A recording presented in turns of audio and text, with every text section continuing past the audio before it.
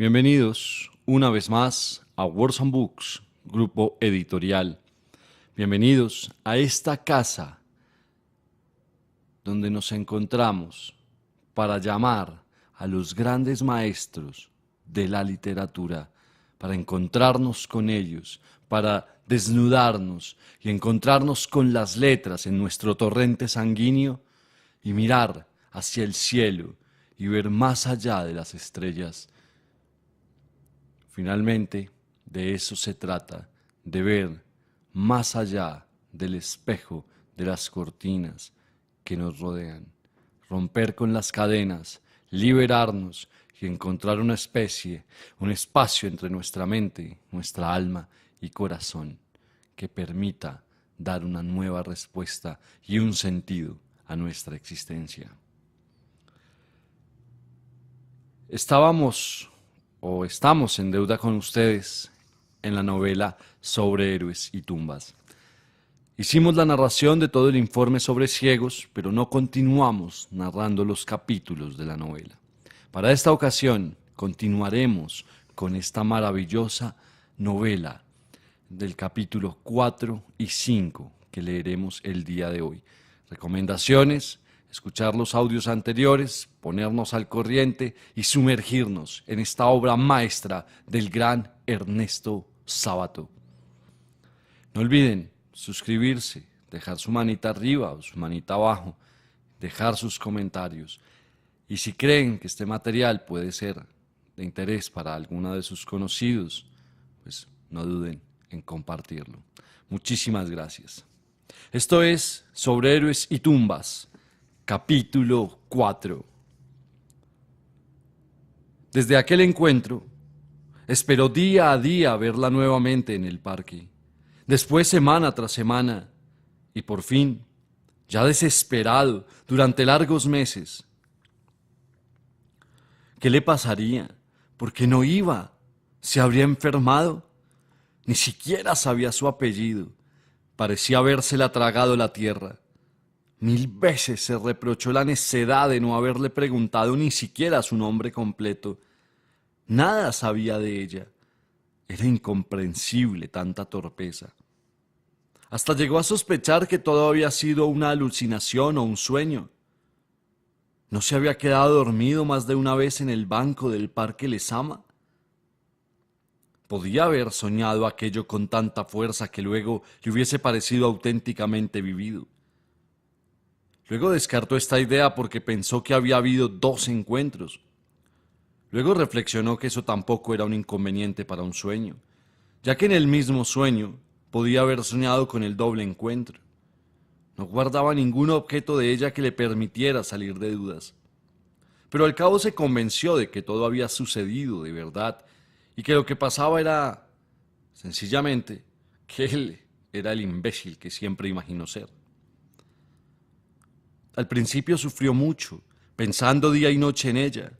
Trató de dibujar su cara, pero le resultaba algo impreciso, pues en aquellos 2 encuentros no se había atrevido a mirarla bien sino en contados instantes. De modo que sus dibujos resultaban indecisos y sin vida, pareciéndose a muchos dibujos anteriores en que retrataba a aquellas vírgenes ideales y legendarias de las que había vivido enamorado. Pero aunque sus bocetos eran insípidos y poco definidos, el recuerdo del encuentro era vigoroso y tenía la sensación de haber estado con alguien muy fuerte, de rasgos muy marcados, desgraciado y solitario como él. No obstante, el rostro se perdía en una tenue esfumadura. Y resultaba algo así como una sesión de espiritismo, en que una materialización difusa y fantasmal de pronto da algunos nítidos golpes sobre la mesa.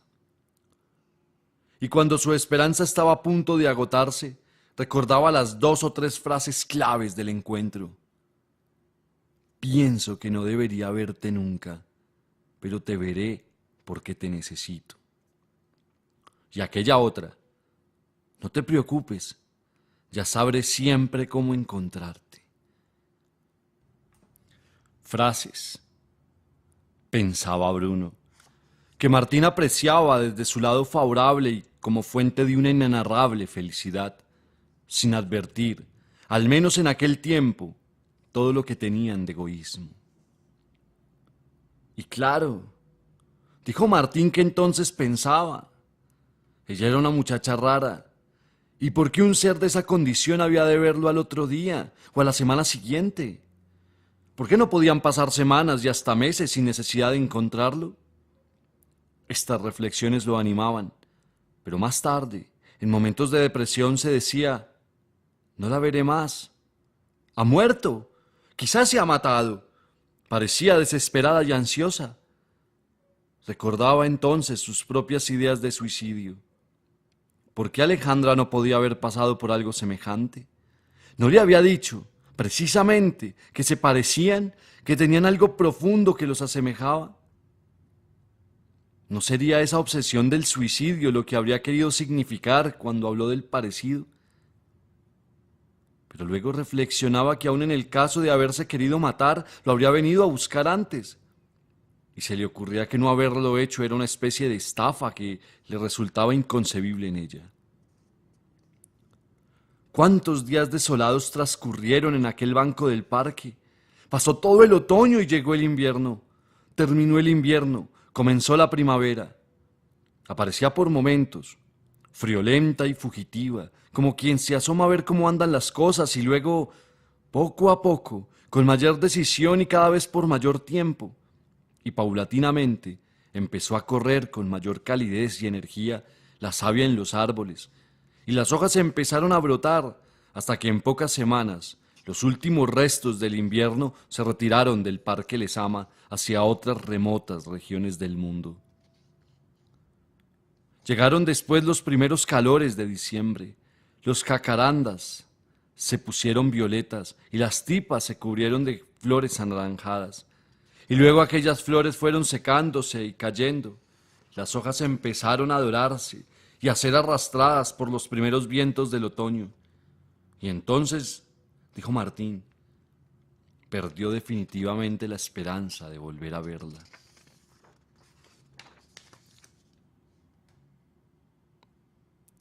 Capítulo 5.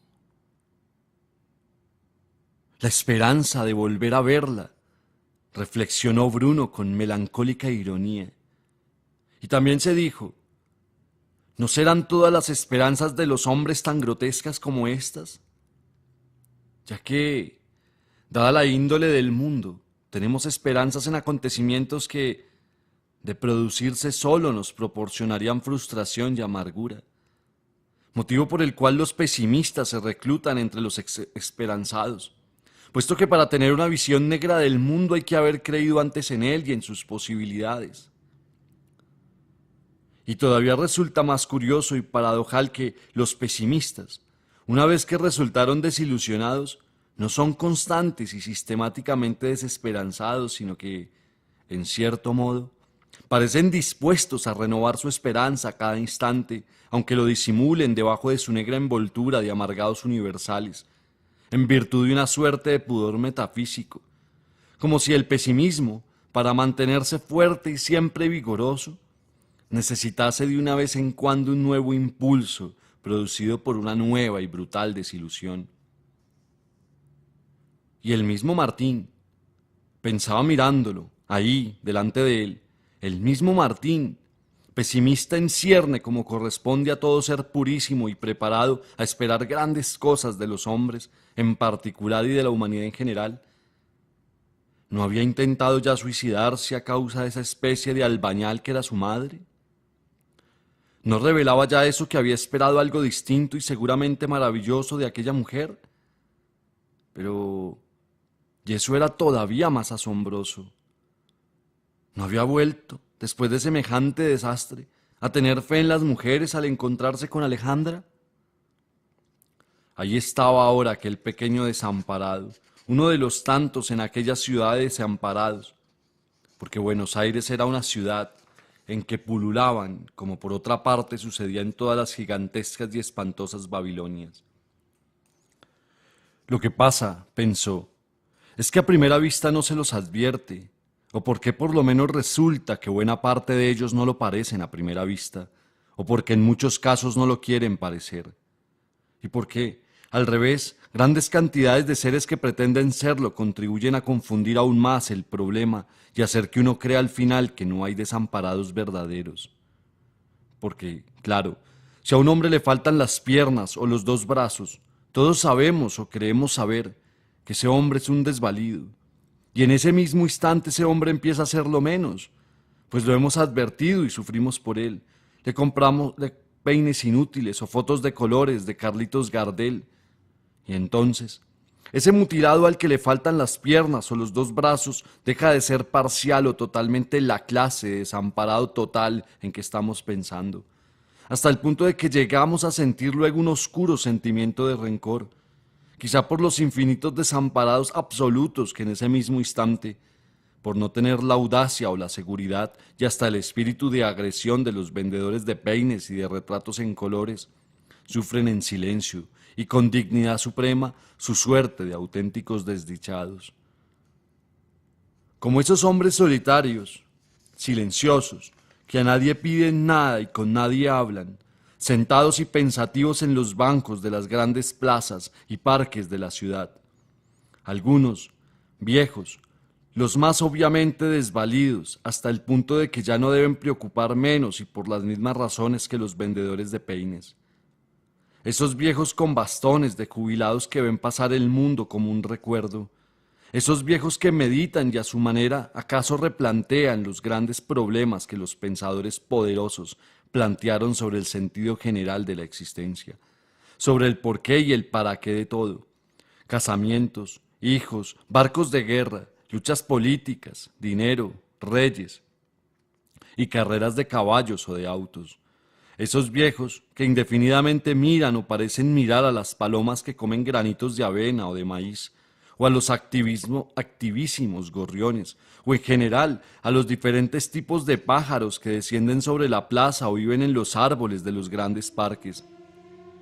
En virtud de ese notable atributo que tiene el universo de independencia y superposición, de modo que mientras un banquero se propone realizar la más formidable operación con divisas fuertes que se haya hecho en el Río de la Plata, hundiendo de paso al consorcio X o a la temible sociedad anónima Y, un pajarito, a 100 pasos de distancia de la poderosa oficina, anda a saltitos sobre el césped del Parque Colón, buscando aquí alguna pajita para su nido, algún grano perdido de trigo o de avena, algún gusanito de interés alimenticio para él o para sus pichones, mientras en otro estrato aún más insignificante y en cierto modo más ajeno a todo, no ya al grandioso banquero, sino al exiguo bastón del jubilado, seres más minúsculos, más anónimos y secretos, viven una existencia independiente y en ocasiones hasta activísima.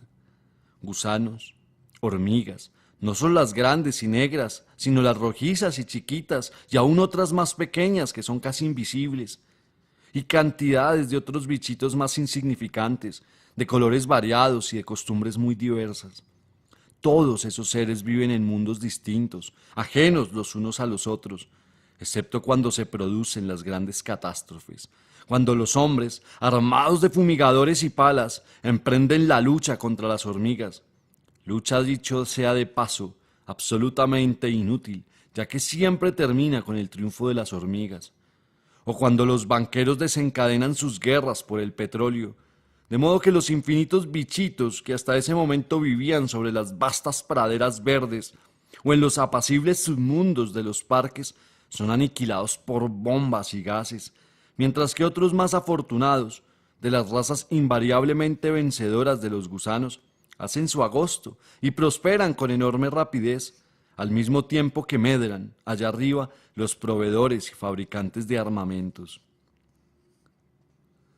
Pero, excepto en esos tiempos de intercambio y de confusión, resulta milagroso que tantas especies de seres puedan nacer, desenvolverse y morir sin conocerse, sin odiarse ni estimarse, en las mismas regiones del universo, como esos múltiples mensajes telefónicos que, según dicen, pueden enviarse por un solo cable sin mezclarse ni entorpecerse, gracias a ingeniosos mecanismos. De modo, pensaba Bruno, que tenemos en primer término a los hombres sentados y pensativos de las plazas y parques. Algunos miran el suelo y se distraen por minutos y hasta por horas con las numerosas y anónimas actividades de los animalitos ya mencionados. Examinando las hormigas, considerando sus diversas especies, calculando qué cargas son capaces de transportar, de qué manera colaboran entre 2 o 3 de ellas para trabajos de mayor dificultad, etcétera. A veces con un palito, con una ramita seca de esas que fácilmente se encuentran en el suelo en los parques. Esos hombres se entretienen en apartar a las hormigas de sus afanosas trayectorias. Logran que alguna más atolondrada suba al palito y luego corra hasta la punta, donde, después de pequeñas acrobacias cautelosas, vuelve para atrás y corre hasta el extremo opuesto, siguiendo así, en inútiles idas y venidas, hasta que el hombre solitario se cansa del juego y por piedad, o más generalmente por aburrimiento, deja el palito en el suelo, ocasión en que la hormiga se apresura a buscar a sus compañeras, mantiene una breve y agitada conversación con las primeras que encuentra para explicar su retardo o para enterarse de la marcha general del trabajo en su ausencia. Y enseguida reanuda su tarea, reincorporándose a la larga y enérgica fila egipcia, mientras el hombre solitario y pensativo retorna a su meditación general y un poco errabunda, que no fija demasiado su atención en nada, mirando ya un árbol, ya un chico que juega por ahí, rememorando, gracias a ese niño, remotos y ahora increíbles días de la Selva Negra o de una callejuela de Pontevedra que baja hacia el sur. Mientras sus ojos se nublan un poco más, acentuando ese brillo lacrimoso que tienen los ojos de los ancianos y que nunca se sabrá si se debe a causas puramente fisiológicas o si, de alguna manera, es consecuencia del recuerdo, la nostalgia, el sentimiento de frustración o la idea de la muerte, o de esa vaga pero irresistible melancolía que siempre nos suscita a los hombres. La palabra fin, colocada al término de una historia que nos ha apasionado por su misterio y su tristeza. Lo que es lo mismo que decir la historia de cualquier hombre, pues ¿qué ser humano existe cuya historia no sea en definitiva triste o misteriosa? Pero no siempre los hombres sentados y pensativos son viejos o jubilados. A veces son hombres relativamente jóvenes, individuos de 30 o 40 años, y cosa curiosa y digna de ser meditada, pensaba Bruno. Resultan más patéticos y desvalidos cuando más jóvenes son, porque ¿qué puede haber de más pavoroso que un muchacho sentado y pensativo en un banco de plaza, agobiado por sus pensamientos, callado y ajeno al mundo que lo rodea? En ocasiones, el hombre o muchacho es un marinero, en otras es acaso un emigrado que querría volver a su patria y no puede. Muchas veces son seres que han sido abandonados por la mujer que querían. Otras, seres sin capacidad para la vida o que han dejado su casa para siempre o meditan sobre su soledad y su futuro. O puede ser un muchachito como el propio Martín, que empieza a ver con horror que el absoluto no existe. O también puede ser un hombre que ha perdido a su hijo